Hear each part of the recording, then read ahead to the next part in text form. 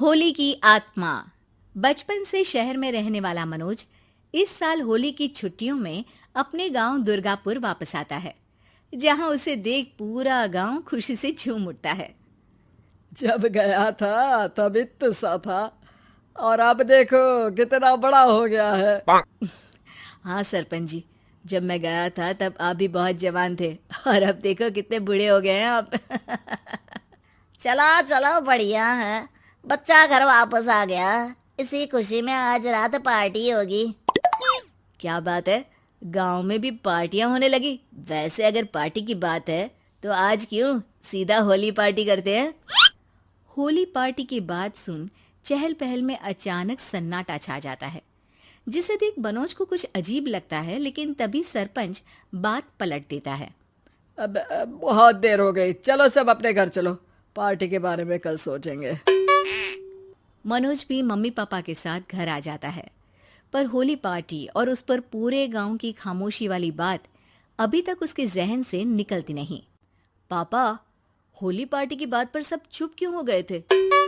अरे होगी उनकी कोई अपनी बात। मुझे गांव की पंचायत ही थोड़ी पता है। थक गया हूँ, चलो सो जाते हैं, कल बात करते हैं। पापा की बात मानते हुए मनोज भी सोने चला जाता है।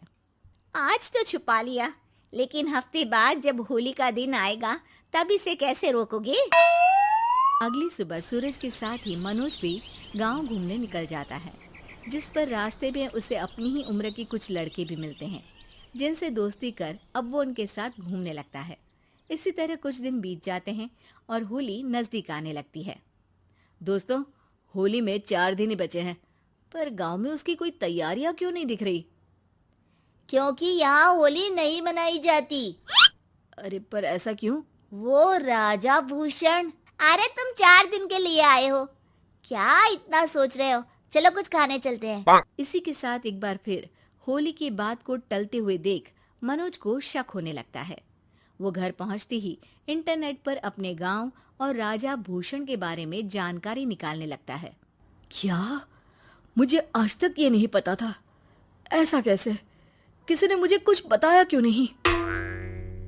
सारी जानकारी लेने के बाद मनोज गांव वालों या अपने मम्मी पापा से कुछ पूछे बिना खुद ही उसकी सच्चाई के बारे में छानबीन करने लगता है, जिसके चलते वो राजा भूषण की हवेली में पहुंचता है। वाह, क्या हवेली है यार। पर क्या यहाँ सच में कोई भूत है? हेलो भूत जी, कोई है क्या? हम इस साल गांव में होली सेलिब्रेट कर रहे हैं, क्या आप उस पर थोड़ा इंटरव्यू देंगे? मनोज के ऐसा बोलते ही गांव में तूफान उठ जाता है और हवेली में रखी सारी चीजें हिलने लगती है। एक अदृश्य शक्ति मनोज को धक्का देकर हवेली से बाहर निकाल दरवाजा बंद कर लेती है। ये सब देख मनोज हैरान रह जाता है। क्या अभी मुझे हवा ने धक्का देकर बाहर निकाल दिया? मेरे होते हुए इस गांव में कभी होली नहीं मन सकती, इसलिए दोबारा ऐसी कोशिश भी मत करना, अंजाम बुरा होगा। आवाज सुन मनोज हैरानी से इधर उधर देखने लगता है, पर उसे कोई दिखाई नहीं देता। वो गांव वापस आ जाता है, जहां तूफान की वजह से सब कुछ तहस महस हो चुका होता है। आखिर ये तूफान आया कैसे? ना ऐसा कोई मौसम था और ना ही हमने होली का त्योहार मनाने की बात की थी। सरपंच की बात पर कोई रिएक्शन दिए बिना मनोज चुपचाप अपने घर चला जाता है।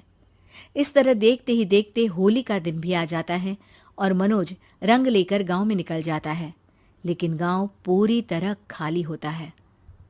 अरे त्योहार का दिन है, धूमधाम की जगह मातम क्यों मनाया हुआ है? मनोज की आवाज सुन सब अपने घर की खिड़कियां खोल के घर के अंदर से ही उसे वापस जाने के लिए कहने लगते हैं, पर वो किसी की नहीं सुनता। तुझे पहले भी समझाया था, अगर होली खेलने की कोशिश भी की तो अच्छा नहीं होगा। अरे बात मान लो बेटा, तुम्हें सच नहीं पता। मुझे सब पता है। सालों पहले इस राजा ने एक अंधविश्वास फैलाया और आप लोग आज तक उसे मानते आ रहे हो। अरे बेटा, जब तुम पैदा भी नहीं हुए थे उससे भी बहुत पहले से इस गांव पर होली का श्राप है। अगर गांव में होली का त्योहार मनाया जाता है तो प्रलय आना पक्की बात होती है। राजा भूषण इस सब में नहीं मानते थे और त्योहार मनाने लगे, जिसके चलते होली वाले ही दिन पहले उनके बेटे की और फिर उनकी मृत्यु हो गई। तभी से गांव की रक्षा के लिए उनकी आत्मा उस हवेली में रह रही है। सबकी बातें सुन मनोज उलझन में पड़ जाता है। सोचना भी मत मनोज, अगर तुमने इस परंपरा को तोड़ने की कोशिश भी की तो उसका परिणाम इस गांव और गांव के लोगों के लिए अच्छा नहीं होगा। मुझे भी यकीन नहीं हो रहा कि आप लोग एक बेतुकी बात को मानकर सालों से रंगों के त्योहार को मातम की तरह मनाते आ रहे हो।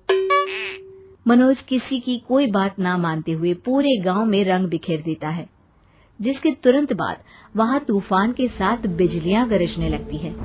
अचानक मौसम में ऐसा बदलाव देख जहां मनोज कंफ्यूजन में आ जाता है, वहीं गांव वाले डर से सहम जाते हैं।